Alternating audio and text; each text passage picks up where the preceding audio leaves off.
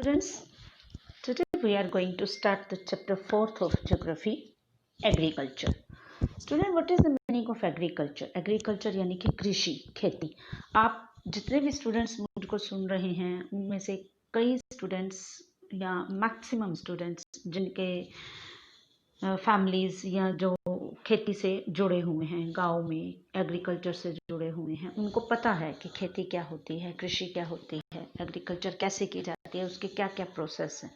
लेकिन फिर भी हम इस चैप्टर के थ्रू जानने की कोशिश करेंगे कि एग्रीकल्चर होता क्या है. ये एक छोटी सी स्टोरी है जिसको हम स्टडी करने की कोशिश करेंगे, दिस वन. ठीक है, तो क्या है ये? Gurpreet, Madhav and Tina were walking through the village where they saw a farmer tilling land. The farmer told them that he was growing wheat and had just added manure to the soil to make it more fertile. He told the children that the wheat would fetch a good price in the mandi, from where it would be taken to factories to make bread and biscuit from flour. अब देखो, ये आपको एक picture show करूंगी मैं. यहाँ पे ये तीनों गुरप्रीत, माधव और टीना हैं. ये गांव में ऐसे ही घूमने के लिए जा रहे होते हैं तो उन्हें एक किसान मिलता है. तो वो किसान से पूछते हैं कि ये क्या कर रहा है. तो किसान उन्हें बताता है, वो उसको ज़मीन खोदते हुए, tilling land in the means कि ज़मीन को वो नरम कर रहा है खोद के. तो नरम करने यानी उसको सोइल में परिवर्तित कर रहा है, कन्वर्ट कर रहा है, जिसमें वो बीज वो करेगा और उसमें वो ग्रो करेगा, अपने व्हीट को ग्रो करेगा. तो फिर वो बताता है कि इसमें मैन्योर्स ऐड करेंगे. मैन्योर इन द मीन्स के खाद सोइल में, और उससे क्या है, मिट्टी जो है वो फर्टाइल हो जाएगी. ठीक है. ही टोल्ड द चिल्ड्रन, उसने चिल्ड्रंस को ये बताया कि इसमें से जब हम गेहूँ इसको करेंगे और इसको फिर मैं मंडी में लेके जाऊंगा और मंडी में इसको बेचकर मुझे एक अच्छा पैसा मिलेगा, और उसके बाद ये जो गेहूँ है ये फैक्ट्रीज में जाएगा जहाँ पे ब्रेड बनेगी और बिस्किट बनेंगे इसका आटा बनने के बाद. यानी जो ब्रेड हम खरीद रहे हैं, जो बिस्किट्स हम खाते हैं, तो वो ऐसे ही नहीं बन जाते, वो उसको फिनिश्ड प्रोडक्ट में कन्वर्ट किया जाता है फ्लोर को. तो उसके बाद हमारे पास ब्रेड, बिस्किट, रस या जो चीज़ें भी हम आटे से बनी हुई जो चीज़ें हम खाते हैं वो हमारे पास फिनिश प्रोडक्ट के रूप में बन के आती हैं. ठीक है. तो नीचे देखते हैं, transformation from a plant to a finished product involves 3 types of economic activities. These are primary, secondary and tertiary activity. अब एक प्लांट से फिनिश्ड प्रोडक्ट में कन्वर्ट हो जाना, ठीक है, मतलब वो जो ट्रांसफॉर्मेशन है वो इकोनॉमिक एक्टिविटीज़ जो हैं वो 3 टाइप्स की हैं. कैसे हैं? Primary, secondary and tertiary. तो इसका हम एक सिंपल सा क्वेश्चन भी बना सकते हैं. Which economic activities involves in the transformation from a plant to a finished product. तो कौन सी एक्टिविटीज़ हैं? Primary, tertiary and primary, secondary and tertiary activities. तो सबसे पहले हम प्राइमरी एक्टिविटी क्या कहते हैं? प्राइमरी एक्टिविटी यानी कि स्टार्टिंग कहाँ से होती है? स्टार्टिंग होती है हमारी वही खेती से, एग्रीकल्चर से, जो हमें रॉ मटेरियल मिलता है, कच्चा प्रोडक्ट मिलता है.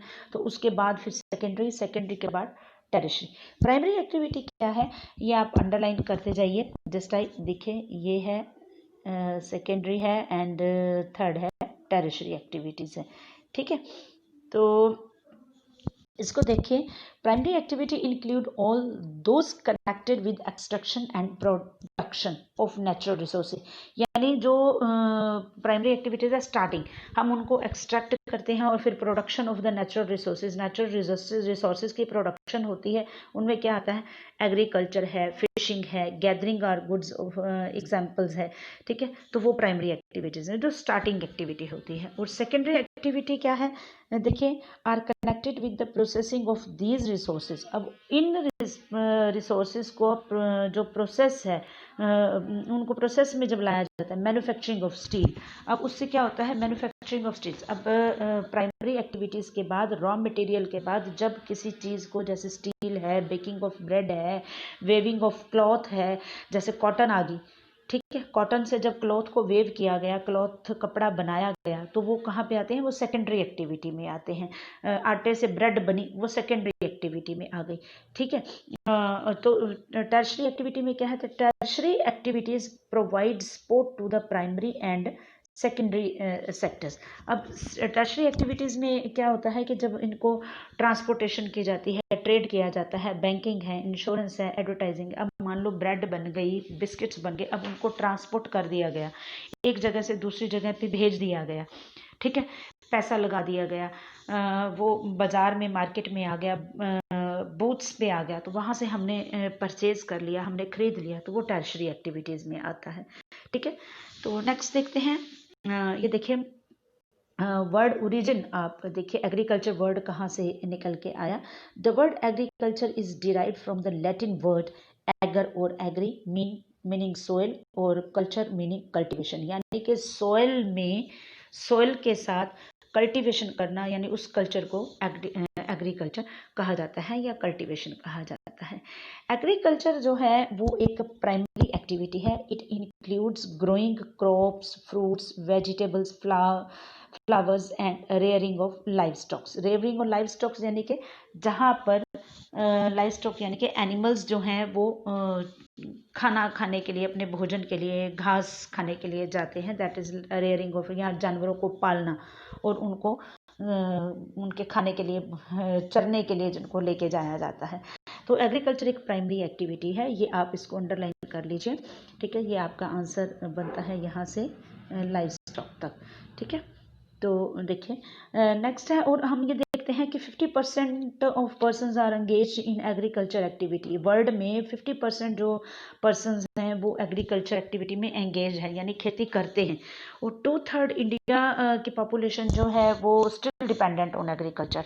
इंडिया की 2/3 पॉपुलेशन जो है वो एग्रीकल्चर के ऊपर डिपेंडेंट है। कैसे कि हम, हमारी तरफ से देख लीजिए कि हम अगर खाना, किसान अगर खेती नहीं करेंगे, अनाज नहीं ग्रो होके आएगा, मंडियों में नहीं आएगा, हमें गेहूं नहीं मिलेगा, आटा नहीं मिलेगा, तो हम खाना कहाँ से खाएंगे। तो एग्रीकल्चर के ऊपर हम डिपेंडेंट हैं, ठीक है। अब लेकिन इसके अब कई फैक्टर्स हैं, ये होती कैसी है कि एग्रीकल्चर कैसे की जा सकती है, ये थर्ड लास्ट पैराग्राफ में हम देखेंगे। Favourable topography of soil and climate are vital for agriculture activity. The land on which the crops are grown is known as arable land. In the map, you can see that agriculture activity is concentrated in those regions of the world where suitable factors for the growing of crop exist. अब इसकी जो मतलब favourable topography होती है, यानी वहाँ की जो एरिया है, वहाँ की जो ज़मीन है, मिट्टी है, या वहाँ का क्लाइमेट है, ये बहुत ज़्यादा ज़रूरी है ये एग्रीकल्चर एक्टिविटी के लिए, कि किस टाइप, यानी किस टाइप का वहाँ का क्लाइमेट है, किस टाइप की वहाँ की मिट्टी है, तो उसी हिसाब से, उसी के अकॉर्डिंग ही वहाँ की जो क्रॉप्स हैं वो ग्रो की जाती हैं। अब जिस लैंड के ऊपर ये क्रॉप्स ग्रो की जाती हैं, वहाँ पर उसको क्या कहा जाता है, अरेबल लैंड कहा जाता है, यानी खेती करने के जो अकॉर्डिंगली जो योग्य जो लैंड होती है, ज़मीन होती है, उसको अरेबल लैंड कहा जाता है, ठीक है। आगे देखिए, ये आपको एक, मैं इसमें ये मैप है आपका अरेबल लैंड का, ये देखिए, ठीक है। तो इंडिया में आप देखिए, इंडिया की पूरी जो मैप है वो हमें ग्रीन कलर में नज़र आ रहा है, यानी इंडिया में हर जगह पे ऐसी लैंड है जो खेती करने योग्य है। यहाँ पे देखिए आप, agriculture, do you know agri, seri, pisci, witty and horticulture. Agriculture हम पहले पढ़ चुके हैं, जैसे the science and art of cultivation on the soil, raising crops and rearing live stock, it is also called farming, ठीक है। Sericulture है, sericulture क्या है, सेरिकल्चर स्टूडेंट्स, ये अब आपके सामने एक डायग्राम है, ये डू यू नो, ठीक है। इसमें क्या है, एग्रीकल्चर, सेरिकल्चर, पिसिकल्चर, विटिकल्चर और हॉर्टिकल्चर। अब इसको देखो, एग्री, सेरी, पिसी, witty and horti, look like this, agri, sari, pisi, witty and horticulture, ठीक है। तो ये देखिए, एग्रीकल्चर हम पहले पढ़ चुके हैं। हम एग्रीकल्चर का शॉर्ट क्वेश्चन हम इससे भी ले सकते हैं, the science and art of cultivation of the soil, raising crops and rearing live stocks, it is also called the farming. Sericulture क्या होता है, commercial rearing of silk worm. Silk worms वो जिनसे हम सिल्क बनाते हैं, रॉ मटेरियल उनसे लिया जाता है, फिर उसको फिनिश करने के लिए फैक्ट्रीज में भेजा जाता है, जहाँ पे वो सिल्क का कपड़ा बनता है, और फिर उसके बाद वो टर्शरी एक्टिविटीज के रूप में जो प्रोडक्ट जो है वो मार्केट में आ जाता है, ठीक है। वो कमर्शियल रेयरिंग में भी supplement the income of the farmer. ये किसानों की जो आय का साधन बन जाता है, सप्लीमेंट बन जाता है। पिस्सिकल्चर क्या है? Specially for the consumed tanks and ponds. अब यहाँ पे क्या है, जो ब्रीडिंग ऑफ द फिश है, यानी कि यंग वंस टैंक्स में और पॉन्ड्स में फिशेस को, यंग वंस को रखा जाता है, उनको स्टॉक किया जाता है, और फिर वो जब उनके एग्स होते हैं, एग्स में से जब वो उनके बेबीज आते हैं तो वो फिशेस जो हैं वो ग्रो होके आती हैं। ये साउथ में ज़्यादातर ये जो पिसिकल्चर है वो किया जाता है। विटिकल्चर में क्या होता है? ग्रेप्स की कल्टीवेशन होती है, ग्रेप्स अंगूरों की, ठीक है। हॉर्टिकल्चर में क्या है? ये ग्रोइंग वेजिटेबल्स हैं, फ्लावर्स हैं and fruits for the commercial use के लिए किया जाता है। तो देखिए नेक्स्ट टॉपिक क्या है, सॉरी दिस वन, नेक्स्ट है फार्म सिस्टम। फार्म सिस्टम में देखिए अब ये अलग अलग हम इसको तरीके से देखेंगे कि फार्म का यानी खेत का सिस्टम क्या होता है, उसके लिए हमें किन किन चीज़ों की ज़रूरत पड़ती है, हम कैसे खेती कर सकते हैं। उसमें 2 पॉइंट्स आते हैं, एक तरफ आउटपुट है और दूसरी तरफ एक तरफ इनपुट है और दूसरी तरफ आउटपुट है। सबसे पहले देखते हैं हम एग्रीकल्चर को। एग्रीकल्चर और farming can be looked at as a system. इसको हम एक सिस्टम की तरह लेते हैं। The important inputs are seeds. अब इनपुट में क्या आ जाता है? सीड्स आ गई, फर्टिलाइजर्स आ गई, मशीनरी आ गई, ठीक है।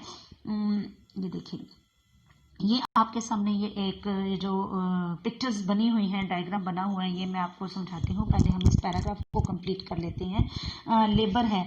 Some of the operations involved are ploughing, sowing, irrigation, weeding and harvesting. ये इनपुट है। इनपुट इन द मीन्स कि हम क्या इसमें डाल रहे हैं, हम क्या कर रहे हैं, ठीक है। सबसे पहले हम ज़मीन को हम टिल करेंगे, उसको नरम करेंगे, फिर हम उसमें हल चलाएंगे, फिर हम उसके अंदर बीज डालेंगे, सीडिंग करेंगे, इरिगेशन करेंगे, पानी देंगे, उसको वीडिंग करेंगे, हार्वेस्टिंग होगी। उसके बाद आउटपुट निकल के आता है ना। तो output from the system include crops है, वूल है, डेयरी प्रोडक्ट है, पोल्ट्री प्रोडक्ट्स हैं, ये सारे आउटपुट में आते हैं। अब इसको देखिए, इस पैराग्राफ को देखिए, ये जो पिक्चर आपके सामने ये आ रही है आउटपुट प्रोसेस, और उसमें इसको हम 3 पार्ट्स में डिवाइड कर लेते हैं ऐसे।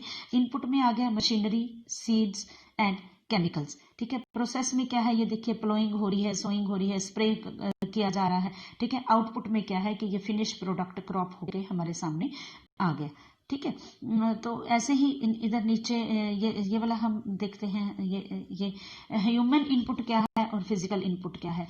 ह्यूमन इनपुट में देखिए वो स्टोरेज है, ठीक है, लेबर है, मशीनरी है और केमिकल्स हैं, राइट। इसमें हम ये चीज़ हम देख सकते हैं कि ये कैसे। उसके बाद फिजिकल इनपुट में क्या आ जाता है? सनशाइन है, टेम्परेचर है, रेनफॉल है, सॉइल है, स्लोप है, ये सारे किस में आ जाते हैं? फिजिकल इनपुट में आ जाते हैं, ठीक है। आगे देखते हैं फार्मिंग, टाइप्स ऑफ फार्मिंग। देखिए टाइप्स ऑफ फार्मिंग में क्या है? अलग अलग टाइप की फार्मिंग है। इसमें मेनली हमारी सब्सिस्टेंस फार्मिंग और कमर्शियल फार्मिंग आती है।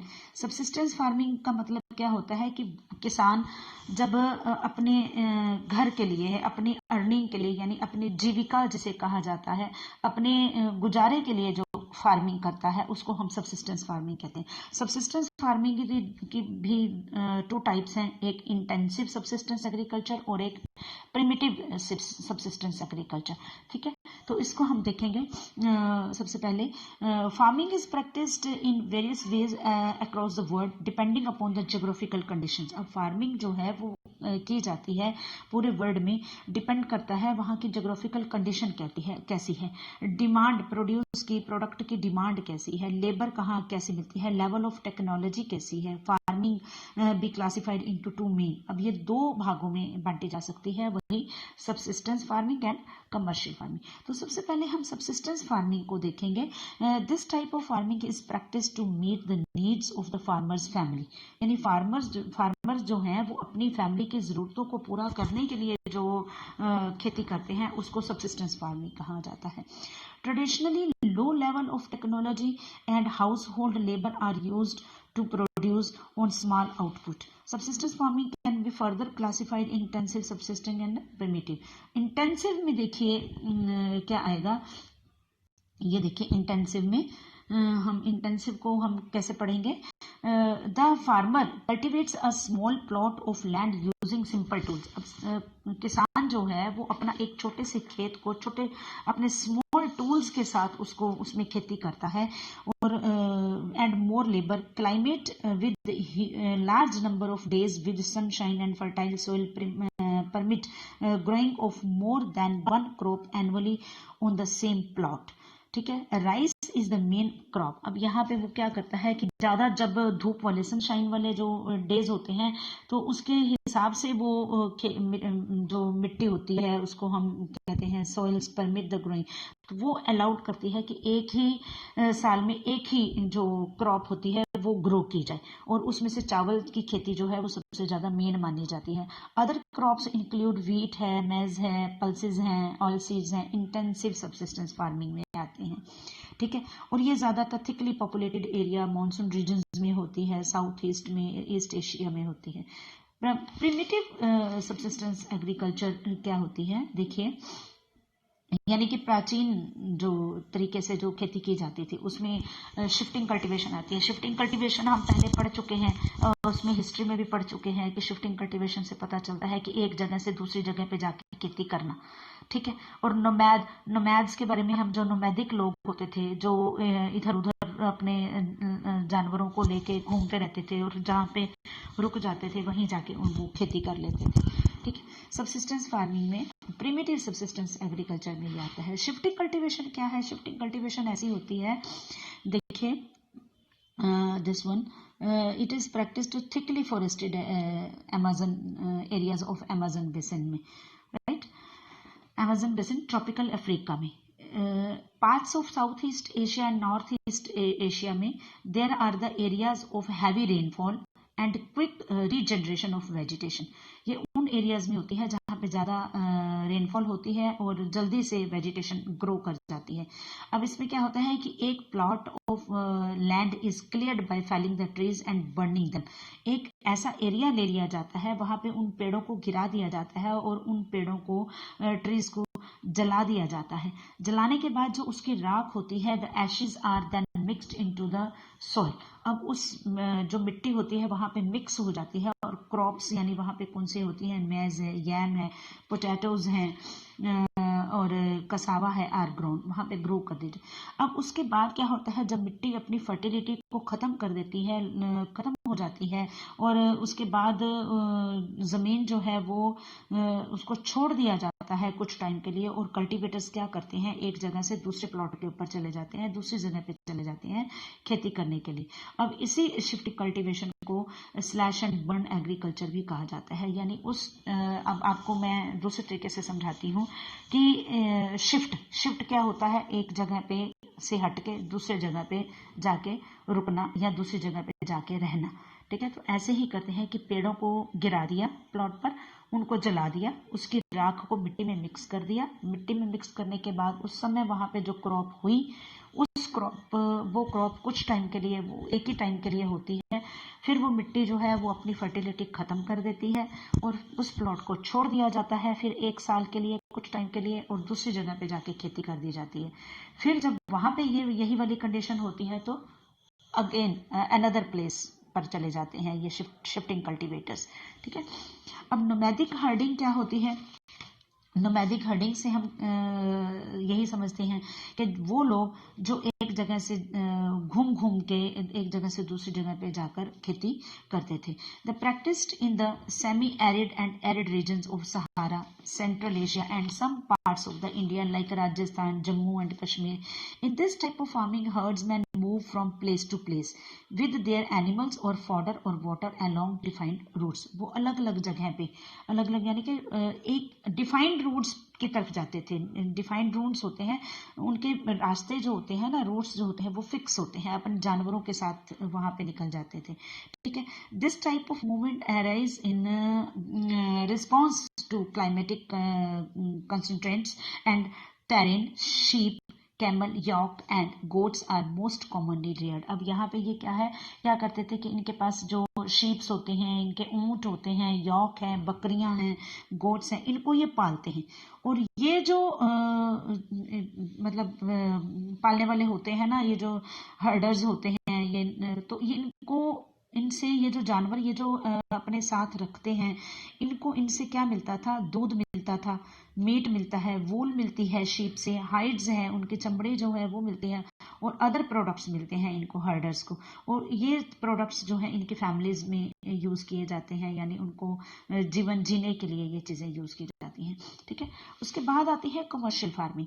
कमर्शियल फार्मिंग में क्या आता है, देखें, in commercial farming crops are grown and animals are reared for sale in the market। अब जो क्रॉप्स ग्रो की जाती हैं वो मार्केट में सेल करने के लिए ग्रो की जाती हैं। The area cultivated and the amount of capital is used large. अब वो एरिया जहाँ पे ये कल्टीवेशन की जाती है वहाँ पे अमाउंट ऑफ कैपिटल, जहाँ पे ज़्यादा पैसा लगाया जाता है। अब अच्छी इनकम लेने के लिए, अच्छा पैसा कमाने के लिए उसके ऊपर पहले हम खर्च करेंगे, उसको अच्छा बीज देंगे, अच्छी ज़मीन होगी, अच्छी उसके अंदर मशीनरी टेक्नोलॉजी हम यूज़ करेंगे, तभी वो हमें अच्छा प्रोडक्शन दे पाएंगी, अच्छा प्रोड्यूस दे पाएंगी। जब अच्छा प्रोड्यूस होगा तो हमें इनकम भी अच्छी होगी। ठीक है, most of the work is done by the machines. अब यहाँ पे अच्छी न्यू टेक्नोलॉजी के साथ जो है वो फार्मिंग की जाती है, हार्वेस्टिंग की जाती है। Commercial farming includes commercial grain farming, mixed farming and plantation agriculture. ये 3 फार्मिंग आती हैं इसमें, 3 टाइप्स की, commercial grain farming, mixed farming and the plantation agriculture. सबसे पहले हम कमर्शियल ग्रेन फार्मिंग को देखते हैं। Crops are grown for commercial purpose. अब ये जो क्रॉप्स ग्रो की जाती हैं कमर्शियल पर्पस की वजह से, यानी बेचने के पर्पस से, मार्केट में लाने के पर्पस से ग्रो की जाती हैं। Wheat and maize are common commercially grown grains. ये ज्यादातर क्या किया जाता है, जो गेहूं है और मक्का है, ये तो नेचुरली है, ये मंडियों में आता है और फिर वहां से ये आगे ट्रांसपोर्ट किया जाता है। ठीक है, तो major areas where commercial grain farming is precised are temperate grasslands and North America, Europe and Asia. These areas are sparsely populated. ये वाले एरिया जो हैं वो कम पॉपुलेटेड हैं, यहाँ पे ज़्यादा जो जनसंख्या है वो नहीं है, with large farm spreading over the hundreds of hectares. Severe winters restrict the growing season and only a single crop can be grown. अब यहाँ पे ज़्यादा ठंड की वजह से क्या होता है, ज़्यादा ठंड की वजह से वहाँ पे एक साल में एक ही क्रॉप हो पाती है, ज़्यादा नहीं हो पाती। मिक्स्ड फार्मिंग, मिक्स्ड फार्मिंग क्या है, the land is used for growing food, fodder crops and rearing live stocks. अब मिक्स्ड फार्मिंग क्या आता है कि वहाँ पे जानवरों को पाला भी जाता है, जानवरों के लिए जो चारा है, यानी जो वो घास फूस जो पशु खाते हैं, उनके एनिमल्स जो खाते हैं, वो भी ग्रो किया जाता है, और दूसरा भी। In the practice in Europe, eastern USA, Argentina and south east Australia and New Zealand and south Africa. ये कहाँ पे प्रैक्टिस की जाती है, ये कहाँ पे ये वाली मिक्स्ड फार्मिंग होती है, यूरोप में, ईस्टर्न यूएसए में, अर्जेंटीना में, साउथ ईस्ट ऑस्ट्रेलिया में एंड न्यूजीलैंड में और साउथ अफ्रीका में। ठीक है, next topic we will study in the next video.